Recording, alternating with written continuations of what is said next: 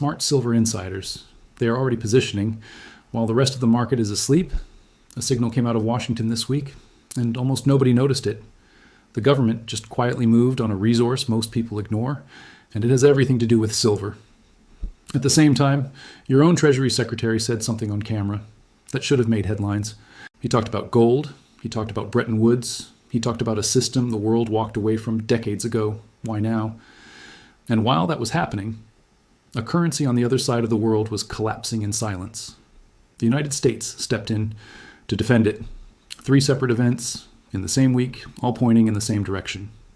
If you connect them, you will understand why insiders are moving. Stay with us, because by the end of this video, you will see exactly what they see. Welcome back to Currency Arc Insight, the channel built for serious investors and decision makers who refuse to be caught off guard by what is coming next. If this is your first time here, subscribe now so you do not miss the analysis that mainstream media will not give you. Drop a comment below and let us know which country or city you're watching from today.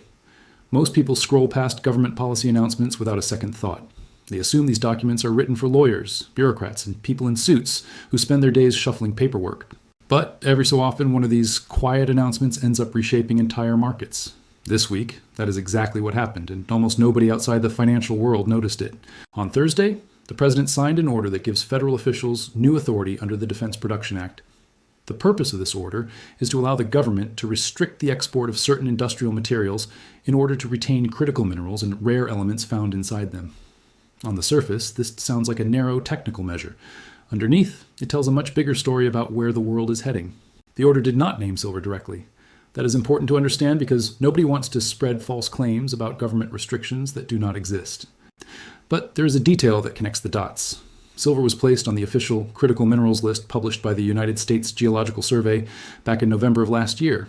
That means silver already sits inside the same strategic category that this new order is designed to protect. Why would a government care this much about a metal that most people only think about when they buy jewelry or coins? The answer lies in how the modern world actually functions. Silver is not just a precious metal sitting in a vault, it is a working metal. It is used in solar panels, military equipment, electric vehicles, medical devices, and advanced electronics. Nearly every piece of modern technology depends on it in some form. When a government starts tightening control over materials like this, it usually means those materials are becoming harder to secure, not easier. This single policy move points towards something much larger happening across the globe right now. Countries are entering a period where physical resources matter more than paper promises. Nations are competing for real, tangible assets rather than relying on financial agreements and trust-based systems. This is one of the oldest patterns in economic history. When trust in paper currency weakens, governments and investors alike shift their attention toward things that cannot be printed, duplicated, or inflated away. Silver fits that description perfectly. This is where the idea of the 3-legged stool becomes useful. Precious metals prices are typically supported by 3 separate forces working together. The first leg is basic supply and demand. The second leg is geopolitical uncertainty, which is exactly what this critical minerals order represents. The third leg involves monetary and fiscal pressures, which will be explored later in this analysis. When all 3 legs strengthen at the same time, it creates a much more powerful foundation underneath the price of gold and silver than any single factor could create alone. To understand why this geopolitical leg matters so much right now, it helps to think about silver as a finite resource. Unlike currency, governments cannot simply create more silver by pressing a button or adjusting a policy. There's only a fixed amount of silver on the planet. Some of it has already been mined and exists above ground in the form of bars, coins, and industrial products. The rest remains underground, waiting to be discovered, explored, and extracted, which takes years and enormous amounts of capital. Even the silver that already exists above ground is not unlimited or easy to measure. Experts disagree on the exact total, but one fact is not up for debate. The world is consuming more silver every single year than mining companies are able to supply. This is often referred to as a structural deficit. It means that global demand has been outpacing global production year after year, and mining companies cannot simply flip a switch to close that gap. Think about this in terms everyday people can understand. Imagine someone starts with $10 million in a savings account, but every year they spend $1 million more than they earn. That account will not last forever. It will run out. The silver market is following that exact same pattern.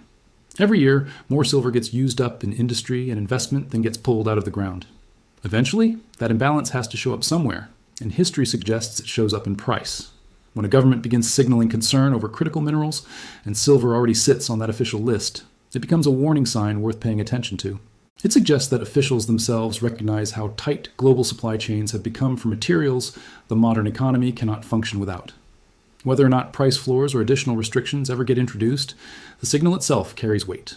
Governments do not usually draw attention to resources that are abundant and easy to secure. They draw attention to resources that are becoming scarce and strategically important. This opening piece of the puzzle sets the stage for a much bigger picture. A government moving to protect critical minerals is only the first sign that something larger is unfolding in the global financial system. The next piece of this story moves away from mining and export policy and into the far larger world of paper markets, where the numbers become even more difficult to ignore. To understand where silver prices are truly headed, it helps to look past the headlines and into the mechanics of how silver actually trades every single day.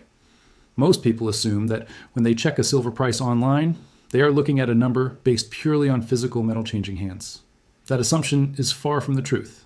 And once someone understands the real structure behind that number, the entire picture starts to shift.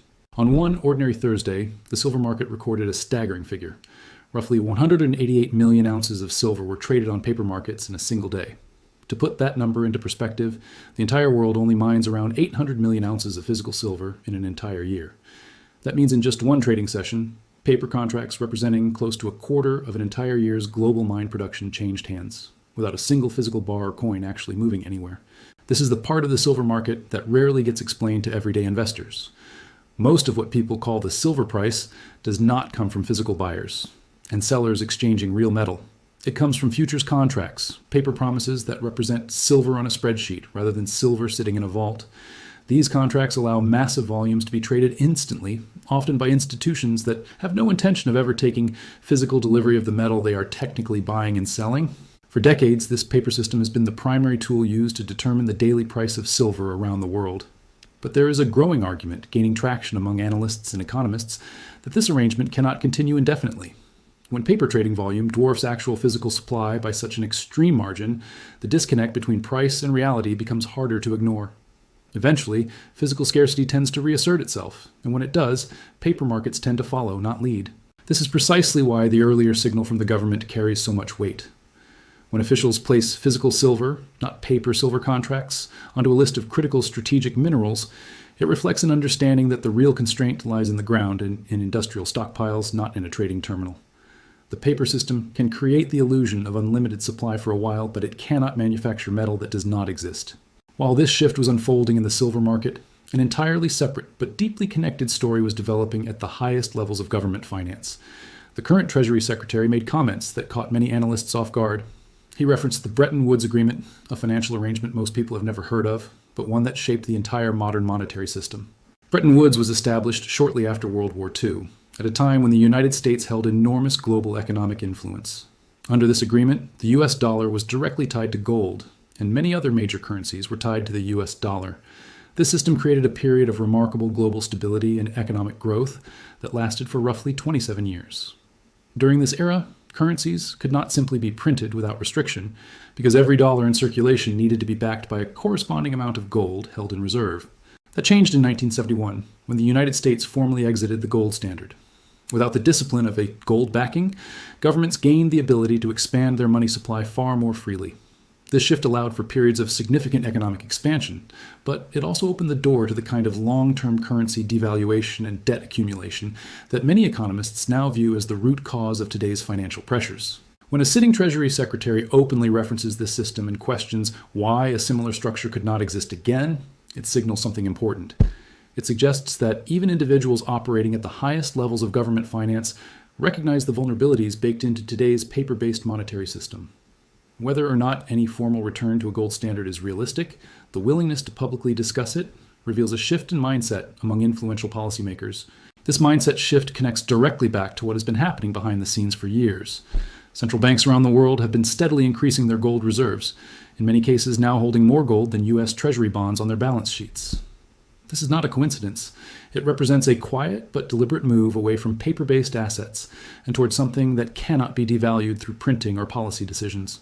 Gold, in this sense, is not simply returning to relevance. It never truly left, Throughout thousands of years of human history, gold and silver have consistently served as the foundational store of value beneath every currency system ever created. What is happening now looks less like something new and more like a return to a pattern that has repeated itself throughout economic history, whenever confidence in paper systems begins to erode. With both the physical mineral story and the monetary history story now in view, a clearer picture begins to form. Governments are quietly protecting physical resources, while top financial officials openly reference the monetary systems of the past.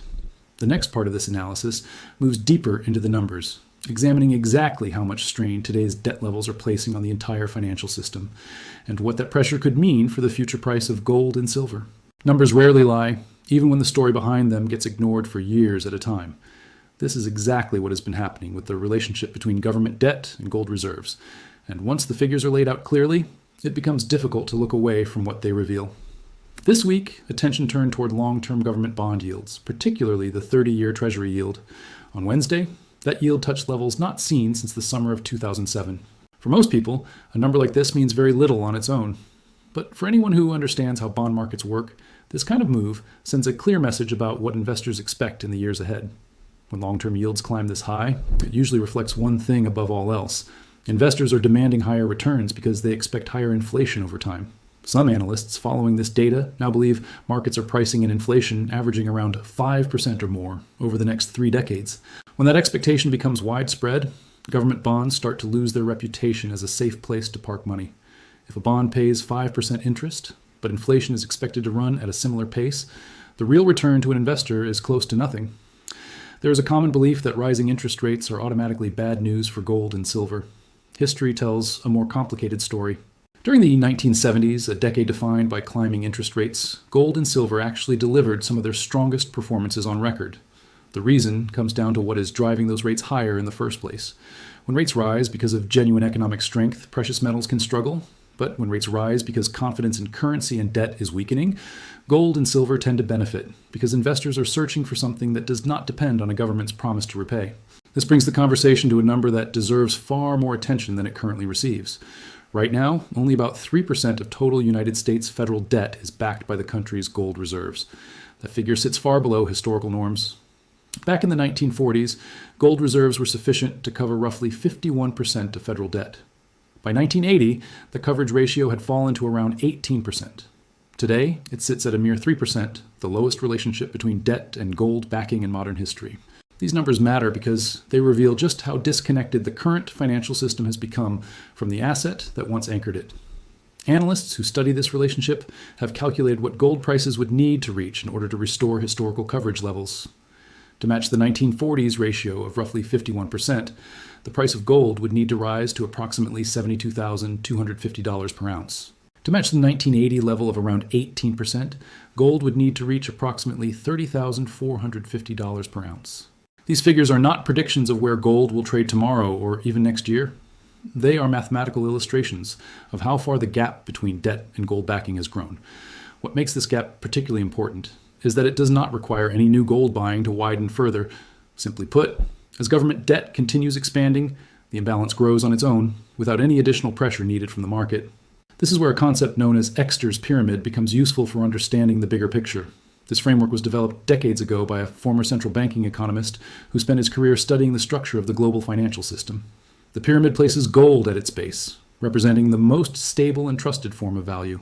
Moving upward, each layer becomes progressively less stable and more dependent on trust, including government bonds, corporate debt, stocks, and finally the most speculative financial instruments at the very top. During periods of economic confidence, money tends to flow upward through this pyramid, moving from safe assets like gold into riskier investments in search of higher returns. But during periods of stress and uncertainty, the opposite occurs. Capital begins flowing back down the pyramid, away from speculative assets and government bonds, and toward the safety found at the base, in gold and silver. Given everything unfolding right now, rising long-term yields, a record low gold to debt coverage ratio, and growing public commentary from top financial officials referencing past monetary systems, there is a reasonable argument that capital has already begun this downward shift. The pressure building within the debt system is not an abstract concern reserved for economists.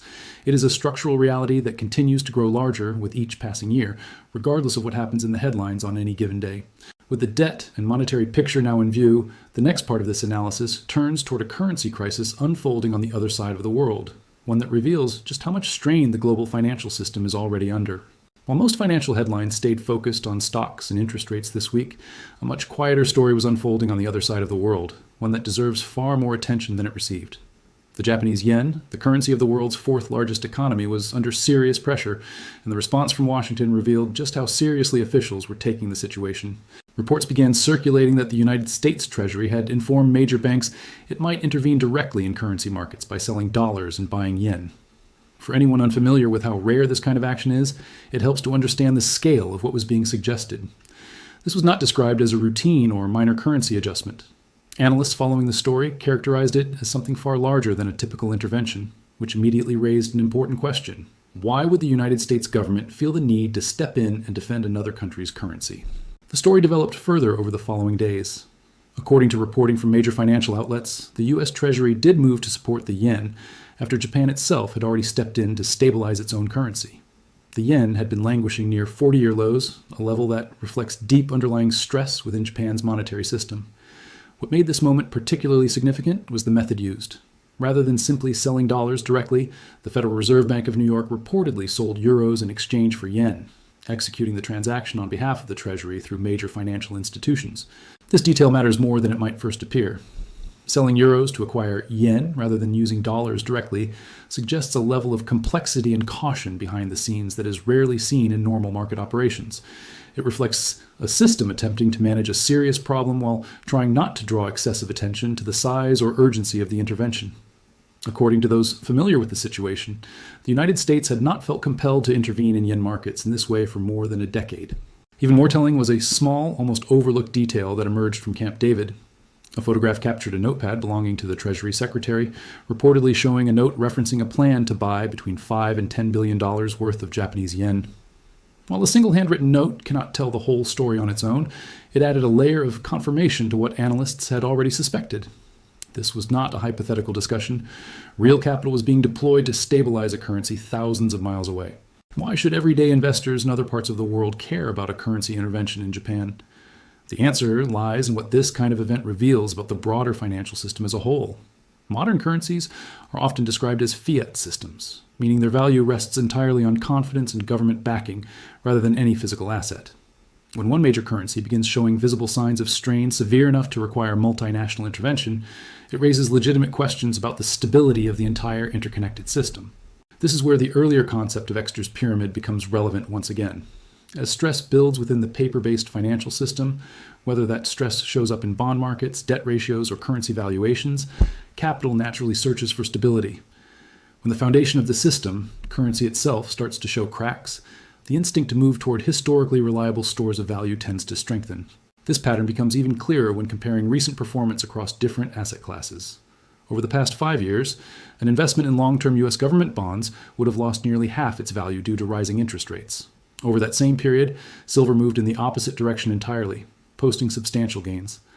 A hypothetical $100,000 investment in long-term bonds 5 years ago would today be worth roughly $55,000. That same amount invested in silver over the identical period would today be worth well over $200,000. This is not a coincidence or an isolated event. It reflects a broader rotation already taking place, away from paper-based assets that depend on trust and government stability, and toward physical assets that carry value independent of any single institution or currency. Bonds have struggled. Stock market valuations, by many traditional measures, appear stretched. Real estate in many regions shows signs of reaching unsustainable levels. Currency markets, as seen through the yen crisis, are clearly under strain as well. Taken together, these four forces, tightening control over critical minerals, growing acknowledgement of historical monetary systems, a widening gap between debt and gold backing, and visible cracks in global currency stability, point toward the same conclusion from different directions. The financial system built over the past several decades is showing real signs of strain, and capital is beginning to respond accordingly.